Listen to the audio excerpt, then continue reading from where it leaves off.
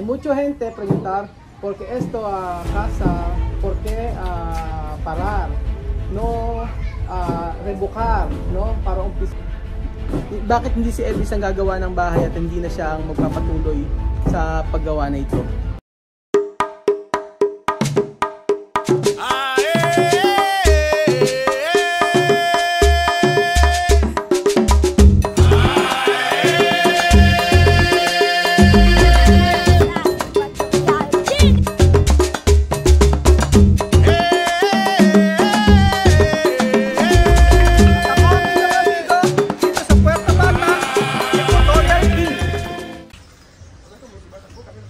Magandang hapon po sa inyo mga amigo. Nandito po tayo sa may bahay ni Tia Celsa.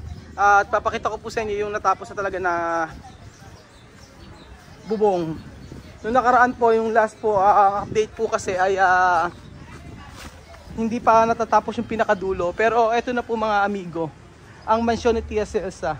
Sabi nga nila mansyon kasi sobrang laki po niya. So ayun po lahat ng natapos ni Elvis. So marami po nagtatanong mga amigo kung ilang ano daw to, ilang kwarto. Dalawa pong bahay to, hindi kwarto. Ayan, dalawang bahay po. Bali, ito po yung pinakagitna niya. Ayan, dito po. Ito yung pinakagitna niya. Tapos lalagyan ng pader dito yan. Tapos dito yung pinaka-terrace. At ayan, may mga natira pang mga kahoy mga amigo. Ito raw po ay para sa ano ni Chamame, sa terrace na gagamitin. So yun po, pakita ko sa inyo yung mga natapos. Ayan, nakulob na siya, kumpleto na. Yung iba walang ano, walang langis. Pero nung malakas ang ulan po mga amigo, ang ganda po, walang tumutulo. Walang tumutulo na tubig. So ibig sabihin maayos yung pagkakabubong ni Elvis. So ang comment ko lang po dito kay sa bahay ni Tia Celsa ay sobrang dami pong pader. So tinanong ko kay Tia Celsa bakit ang daming mga pader-pader. Pwede naman halimbawa ito, wala na siyang pintuan, diretso na siya rito. Ganun po para maliwanag, para hindi madilim. So kasi ito yung kanilang kusina. Tapos ito ang kanilang salas. Tapos kung ano yung itsura ng nasa sa harapan, ay kung ano itsura nito, yung kabila rin po ay ganun din. So ayan, tagusan po yan. Tapos dito po ang pinaka ano nila, meron silang bakante dito na kung saan sa may kitchen nila. So sabi ko po, ito sasaraduhan po ni Tia Celsa ito. Ayan.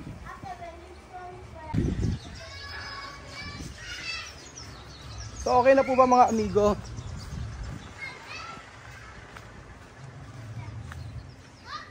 Ayan po ang kabuuan ng bahay na paupahan nila Tia Celsa. Yung mga bata naglalaro.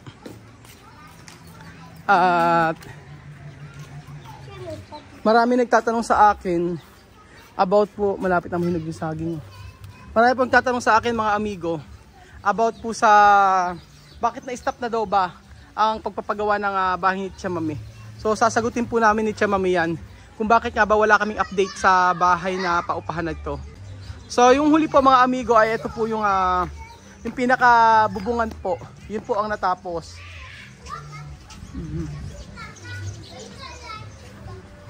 Pero ayan po, hindi ko masabi, nasabi ko na yata dati kung gaano kalaki ito.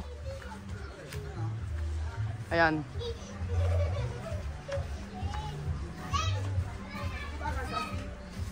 Ayan po.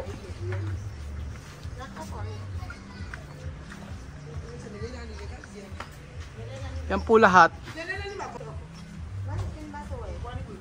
Pero pag tinignan nyo po sa taas ito mga amigo ay maganda. Maganda yung pagkakagawa. Importante walang tumutulong tubig. Kumpara po dito sa may bahay ni Tia Celsa, mas maganda po ito talagang yung ginawa na to.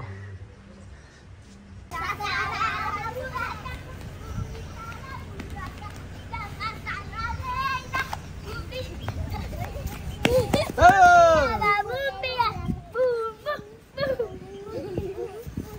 nandito po ang mga bata.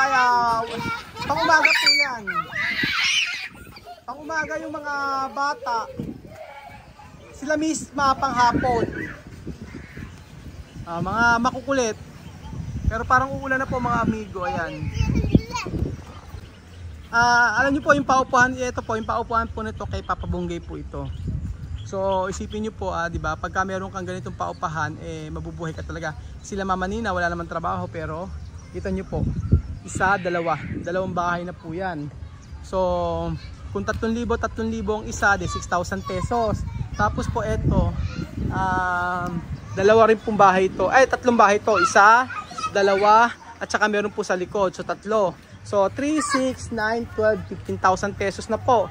Tabla pa lang po 'yan, ha.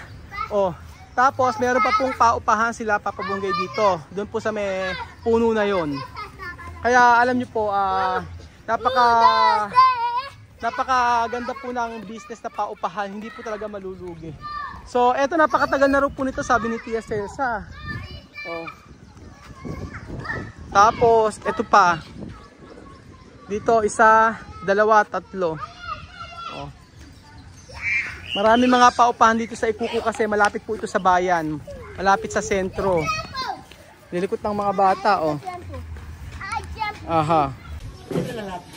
Buenas tardes sa Chamame. Hola, buenas tardes. ¿Qué tal? Bien. Bien, Chamame, yo preguntar, ha.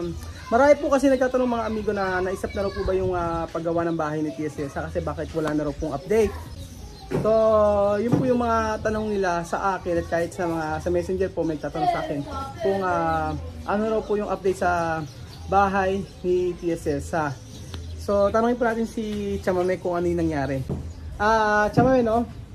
Hay mucha gente preguntar porque esto casa, por qué parar, no revocar, no para empezar de trabajo.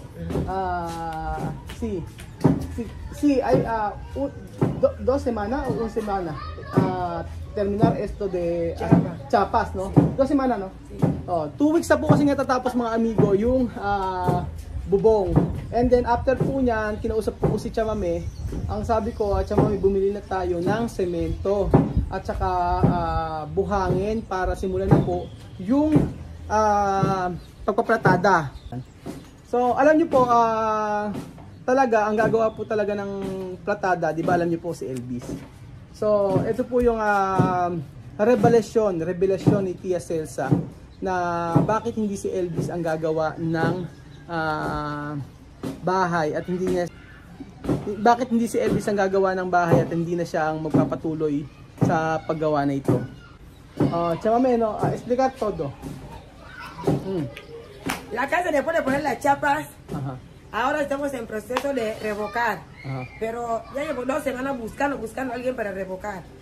Anteayer he conseguido un albañil. Dice, Lucho, por favor, yo quiero que tú me revoques aquí.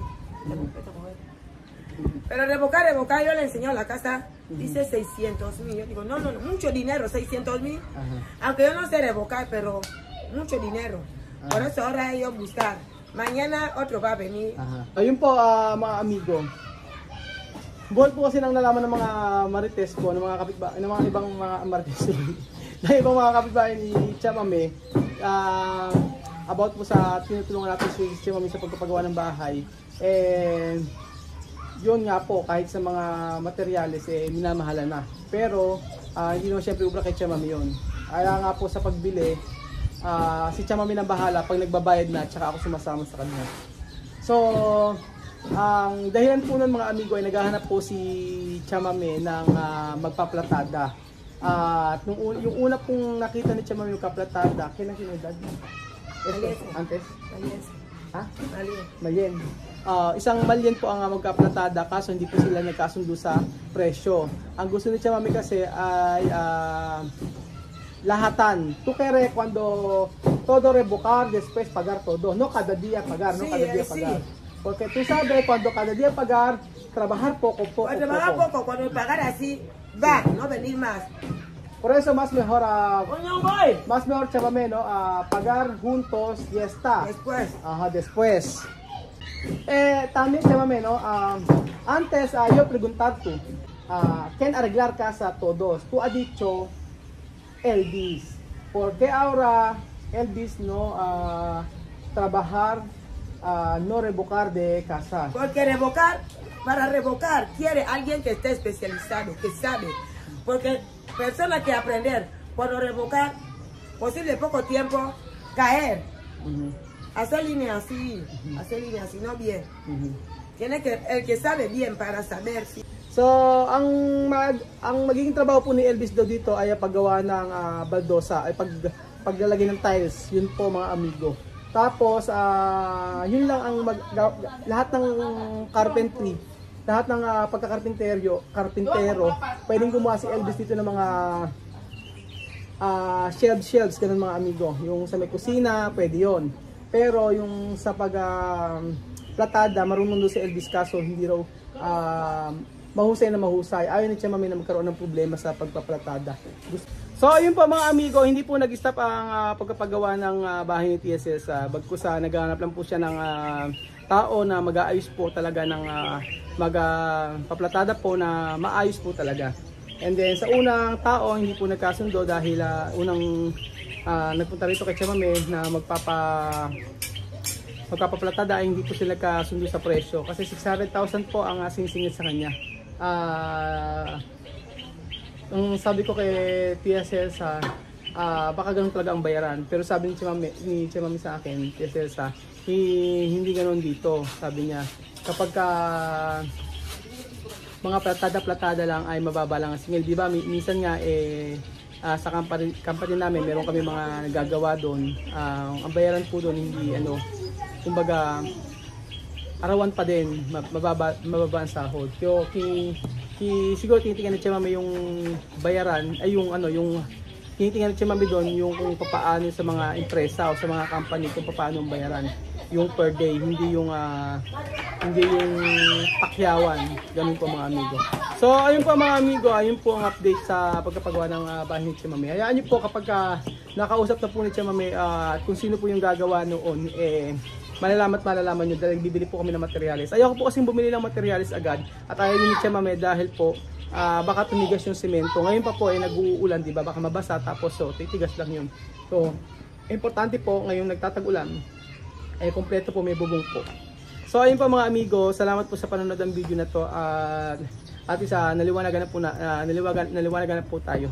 Salamat po at update ko po sa mga susunod po na araw about po sa pagpapagawa ng paupang-bahay ni Tia. Salamat po at kami ay magluluto na at kami ay may feeding program pa. Salamat po mga amigo, Diyos sa mañana.